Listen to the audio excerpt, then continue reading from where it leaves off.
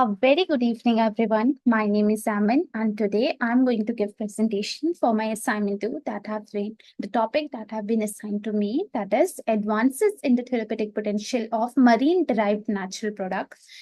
Before starting the presentation, I would briefly like to introduce myself. Myself, AIMAN, and I am from Delhi. I have did my graduation from Jamia Millia Islamia Department of Biosciences and my master's from Aligarh Muslim University Department of Biochemistry.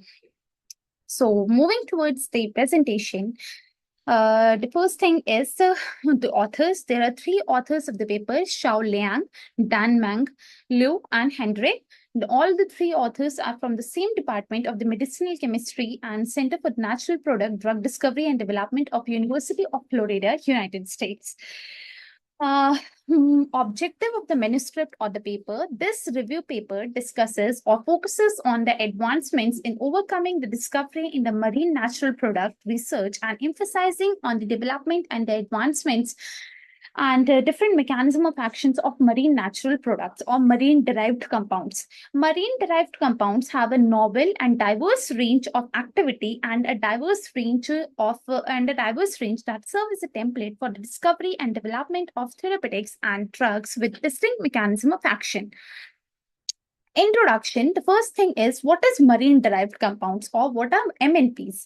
MNPs are the various bioactive compounds that are extracted from the marine organism like sponges, tunicates, mollusks, coelentrates, cyanobacteria, algae, large aquatic mammals, or large marine organisms like shark and fungi, etc. Around 30% of all the medicines that have been developed from the natural products are exclusively developed from sponges alone. Sponges are the members of phylum Porifera of animal kingdom, which are exclusively marine in nature. This shows that marine organisms have a diverse range and a large contribution to the pharmaceutical companies. They exhibit a large number of therapeutic, pharmaceutical, and antioxidant properties, and their pharmaceutical or therapeutic potential of the marine-derived compounds can be of diverse range, including antimicrobial agents, antiviral agents, antimalarial agents, anticancerous agent, analgesic agent, and antiparasitic agent, anti-Alzheimer agents, and many others. What are the approaches and the advancements in this? So, talking about the approaches and the advancement that have been taken place in order to develop the marine natural compounds and in order to enhance the development of the marine natural compounds, there are a number of approaches. Some of them are discussed below, such as cellular thermal shift assay. Cellular thermal shift assay, or CETSA, is a type of method that is used to determine the protein stability in the cellular environment. This technique is based upon the principle of protein-drug interaction or protein or a small molecule interaction. Here, drug is acting like a small molecule. This technique is extensively used for the determining the stability of protein and when it is bind to the drug or the ligand, or when it interacts with the drug and under the different cellular environments. And the second one is RNA sequencing. As the name suggests, RNA sequencing, it measures the expression of the numerous genes, and there are 3 levels of RNA sequencing. It could be total RNA sequencing and differential gene expression and differential gene expression and single cell sequencing. So RNA sequencing. Then the third one is drug affinity responsive target stability. Drug affinity responsive target stability, that is also known as the DARTS. DARTS is also based upon the principle of drug and protein interaction or small molecule or protein interaction. This is used to study the pharmacokinetics or pharmacodynamic of the protein, or pharmacokinetics and pharmacodynamic of the drug, and ADME properties of the drug. This DART technique is based upon the principle of protein and drug interaction, and the steps include extraction of the protein or the isolation of protein, then its preparation, then incubation, and then proteolysis, and then gel electrophoresis, and finally the identification of the protein. High content screening. High content screening is a technique that is used to collect the quantitative data of the complex biological system. It is a cellular based technique which is extensively used, and this technique is used this technique has been used for the extraction of one of the major potent anti-malarial compound from the marine organism, that is a red alga named as a Cellophilus.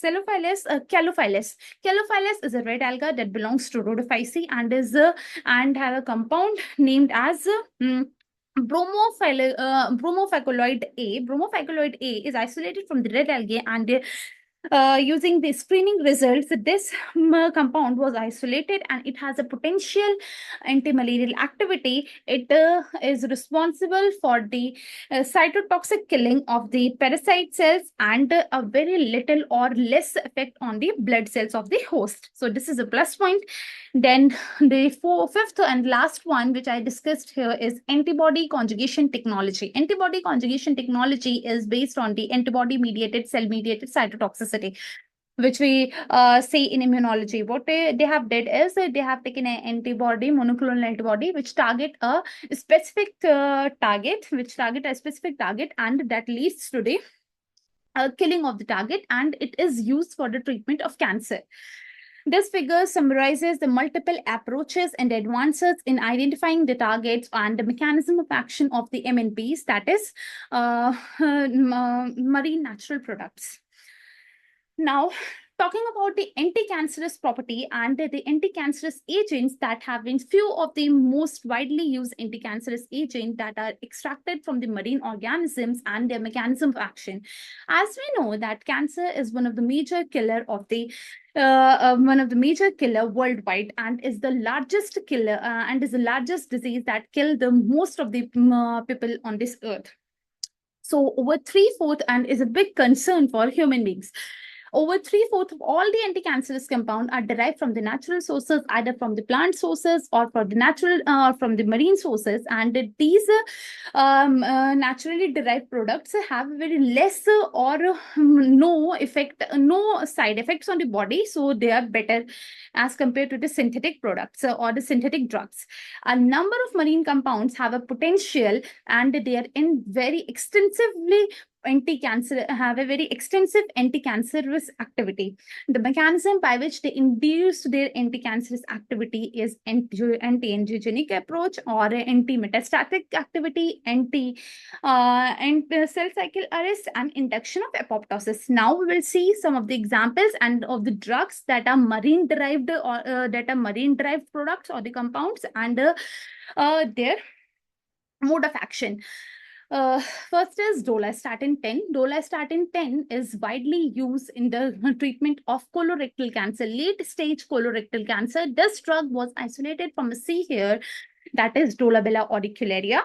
And this drug leads to the induction of apoptosis either by inhibiting the cell cycle or by or either due to the intrinsic mitochondrial pathway. So dolastatin 10 is a pentapeptide, and it interferes with the formation of the microtubules, which are the type of cytoskeleton, and triggers the intrinsic mitochondrial apoptosis pathway. Like dolastatin 10, there are various other drugs which exhibit the same response or the same effect. Then apoptosis can also be induced either due to the inhibition of replication, transcription, translation, or signaling. Some drugs such as trabectedin and citrabine, which are FDA-approved drugs, have shown their activity by inducing anti-cancerous activity by inducing apoptosis by interacting with the DNA in unique ways. For example, if we see the mechanism of action of trabectedin drug, then trabectedin can act by binding to the minor groove of DNA. DNA have two grooves, major groove and minor groove. So trabectedin specifically binds to the minor groove of DNA and interferes with the transcription factor. This interference with the transcription factor leads to the inhibition of transcription, which ultimately leads to the inhibition of RNA formation, synthesis of RNA, and finally the synthesis of protein. This leads to the apoptosis. And secondly, trabectedin can also interfere with the DNA repair machinery and causes the break, that is single strand break, and leads to the cell death. Then the mechanism of action of citrabine. Citrabine is a synthetic analog of thymidine. Thymidine is another base that is present in the DNA, and it interferes with the DNA replication. What it does, it forms the thymidine dimer, and it inhibits the newly replicating DNA to prevent the elongation of the daughter strand. Citrabine is a clinically approved and tested drug, and it is not in the clinical trial as it has been already passed or approved by the FDA for the treatment of two most dangerous cancer. One is leukemia and the other one is lymphoma. Lymphoma is the cancer of both leukemia and lymphoma are the type of cancer of mesodermal tissues. Leukemia is a cancer of blood, and lymphoma is a cancer of lymphoid tissues, such as the spleen and other type of lymphoma like Hodgkin's lymphoma, non-Hodgkin's lymphoma, and myeloid, CML, etc. Then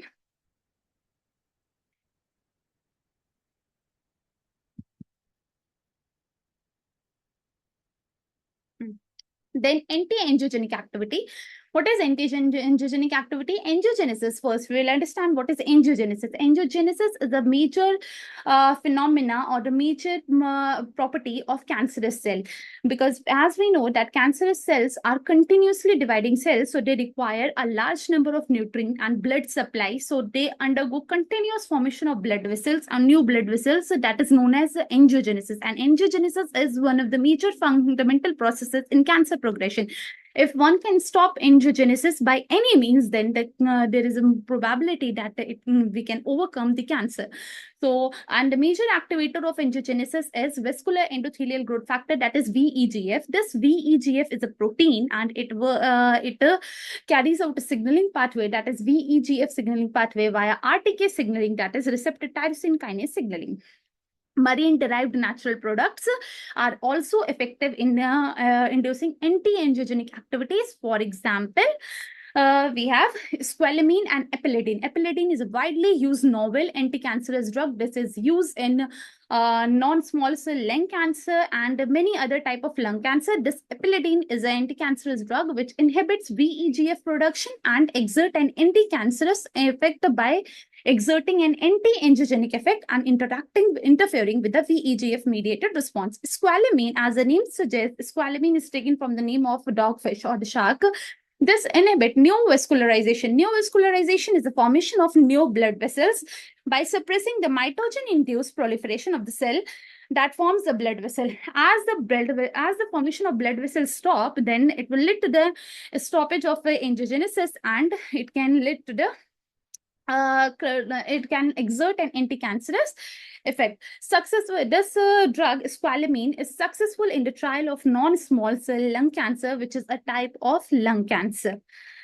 Then anti-metastatic activity. What is metastasis? Metastasis is the property of cancerous cell in which the cancerous cell detached from the tumor site or the site of its native origin and invade or colonize into the other part of the body and causes the malignancy. This is the last stage of cancer. This stage is majorly, as we know that tumors are of two types, benign and then malignant. So this metastasis is the property that leads to the malignancy of the tumor. So drugs like mutapyramine C and fucoidine, which are anti-cancerous drugs and inhibit and have anti-metastatic activity obtained from the marine organisms such as fucoidine, which is used for the treatment of metastatic colorectal cancer, and mutapyramine C, which has an inhibitory effect or anti-metastatic effect and is used for the treatment of lung cancer and non-small cell lung cancer. These drugs are used for prolonging the lifespan of a patient. This figure, this is a representative of different MNPs, that is marine natural product or marine derived natural compounds and their cellular targets, that is either intracellular targets or extracellular targets inside the cell or outside the cell. Like as we can see in the figure, there are some drugs which target the intracellular components of the cell, like epilidine or diaminin, which interferes with the elongation factor 1 alpha, and epilidine, which interferes with the VEGF signaling pathway, and squalene, and some other drug like thionine and thionine. Then then calcium channel, then the drugs which interferes with the sodium potassium channel or calcium channel, and trabactidine and citramine and many others. There are a large number of varieties of MNTs which are useful and have a different therapeutic activity, and they are more safe than the synthetic one because they are from natural sources. Then what is the conclusion? The conclusion is firstly that according to one of the records of marine lit database, over 30,000 of the compounds have been reported from marine sources. So this shows that the marine sources or the marine organism have a diverse range and have novel functionality. And secondly, these organisms can be used as synthetic analog and can be used for the production of the different molecules that are helpful and have a different unique molecular properties, and they are effective and safe as compared to the other drugs which are as compared to the radiation and the chemotherapy, which are very harmful sometimes. Thank you.